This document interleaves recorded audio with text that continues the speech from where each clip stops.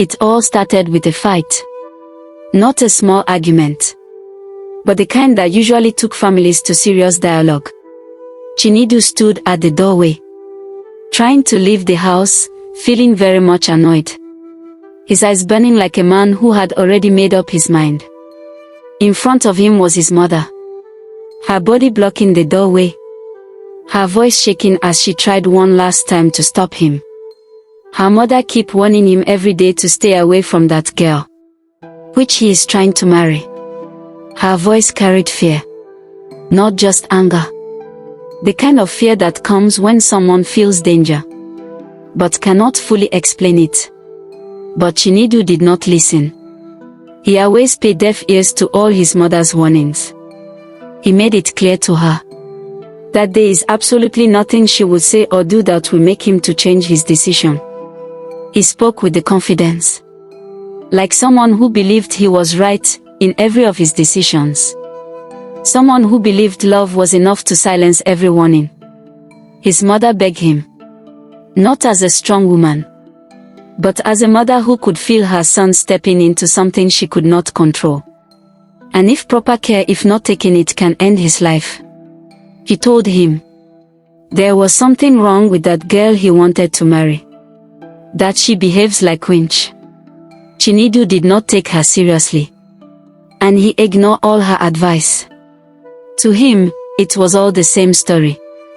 Everyone kept saying something was wrong with the girl. Yet, nobody could explain the exact reason why he not should marry that girl. And to him, that made all their advice meaningless to him. The next thing Chinedu told his mother was that he loved the girl, and nothing can stop him. But his mother did not accept it. She asked him if that was truly love, or he is under a spell. The kind that makes a man deaf to warnings and blind to danger. Her voice broke as she spoke, but Chinedu stood firm. He raised his voice and made it clear. Yes, he loved her, and there is nothing anybody can do about it. And yes, he would marry her. Period. That was when his mother told him about the dream she had concerning him. A dream where she saw him crying out for help, calling her name, while something dragged him into darkness. While this woman you are trying to make your wife stood there, watching, doing nothing. But Chinedu brushed it off like it meant nothing. To him, it was just a dream. To her, it was a warning from the gods. Still, he refused to listen. He ended the conversation by telling her mother that the wedding would hold in 2 weeks' time. And with that, he walked away, leaving her standing there in fear.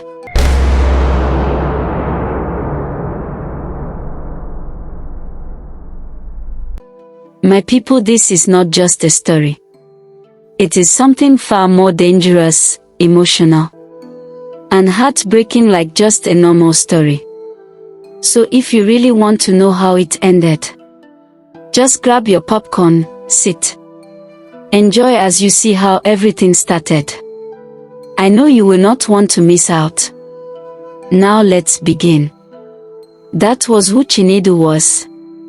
Once he made a decision, nothing could change it or stop him. Not even his mother or the elders. People used to admire that about him. They called it strength. They said he knew what he wanted. But sometimes, what people call strength is actually stubbornness. And stubbornness can lead a man somewhere he cannot return from, or something that will damage him forever. Chinedu met Amora on a quiet evening. The sun was setting, and the street was almost empty that evening. She stood alone by the roadside, dressed in a very sexy manner, calm and still, like she did not belong to the noise of the world around her. At first, Chinedu thought she needed help. So he walked up to her and asked if she was okay. She turned slowly and looked at him. The moment their eyes met, something shifted inside him. He could not explain it, but it felt strong. She told him she was fine. But she did not look like someone who was just fine. So Chinedu stayed, trying to talk to her, trying to understand why she was standing there alone. She told him she was waiting for someone. When he asked who, she said she was waiting for her husband. That answer surprised him, because there was nothing about her that showed she was married. No ring, no sign of anyone coming. When he looked around and saw no one, he asked her again, "Are you trying to lie to me?" She simply told him that she is not lying. Something about that answer felt strange, but he ignored it. When Chinedu wanted to introduce himself, unfortunately to him she said she already knew his name. That caught him off guard. He asked how she knew, but she did not answer. Instead, she looked at him in a way that made his heart beat faster. Please, before we continue, if you are really enjoying this story, please subscribe to my little channel. My husband promised to take me out if I hit 1,000 subscribers, and honestly, that would mean a lot to me. Thanks for listening this far. Now let's continue. That moment was just the beginning. After that day, Chinedu could not stop thinking about her. When he got home, he returned to the same spot the next evening, and just like before, she was there already, still waiting. When he asked again about her husband, she told him he was not coming. That only pulled him closer to her. Their conversations became deeper, longer, and before he realized what was happening, he was already attached, and he fell deeply in love with her. Their relationship moved quickly. Too quickly. Within weeks, Chinedu felt like nothing else mattered except her. But not everyone felt the same way. His friend Emeka was the first to speak up. He told Chinedu plainly that the woman was not normal, that she is a spirit. At first, Chinedu brushed it off. But Emeka did not stop there. He pointed out things Chinedu had chosen to ignore. The way she avoided crowds. The way she never ate in public. The strange reactions from animals whenever she was around. Chinedu refused to accept any of it. To him, it all sounded like imagination. But Emeka insisted it was not. Still, Chinedu shut him down. He accused him of jealousy and refused to hear another word. That was how every warning ended. It was not just Emeka only. People whispered when she passed. Some avoided her. Even the way she behaved at night started raising questions. There were times she would disappear from the house without explanation. When Chinedu asked her about it, she would calmly turn it around, making it seem like he was the one imagining things. And somehow, he always ended up believing her. But his mother never stopped trying. She kept warning him, reminding him that something was not right. Chinedu grew tired of hearing it. To him, it felt like everyone was against his happiness. But to his mother, it was something else entirely. It was fear of losing her son. Because he is about to step into something that would damage his life entirely. 3 days before the wedding, she made one final attempt. She came to him late at night, more serious than ever before. She told him she had gone to see Izumo, who understood things like this. Someone who could see beyond what normal eyes could see. And what she heard there only made her more afraid. She told Chinedu clearly that girl he is intending to marry is not human. That was the moment Chinedu lost his patience completely. To him, it was too much. Then he raised his voice shouting at his mother. "Mother, it's already too much. You have to stop, before I do something crazy. He rejected everything his mother said. He called it nonsense, accusing everyone of spreading fear without proof. But his mother did not argue anymore.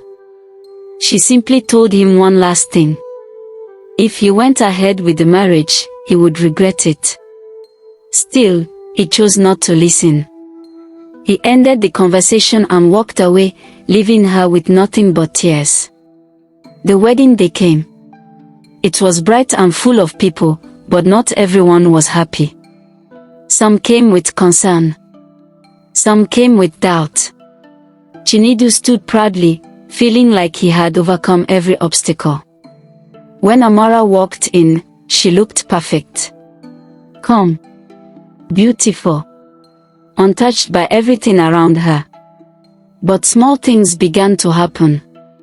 A child suddenly cried loudly as she passed. People whispered quietly among themselves. For a brief moment, the atmosphere shifted. But Chinedu ignored it all. When the time came to exchange vows, he answered without hesitation. There was no fear in him. No doubt.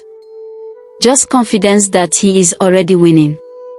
Amara responded in the same calm voice as she always do. But something about it felt different. For a brief second, the lights flickered.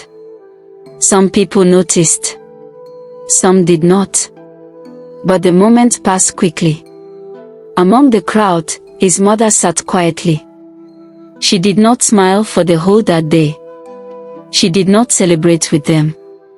She only watched them as his son was fooling himself.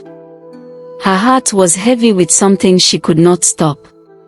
As the ceremony ended, Chinedu held Amara's hand tightly.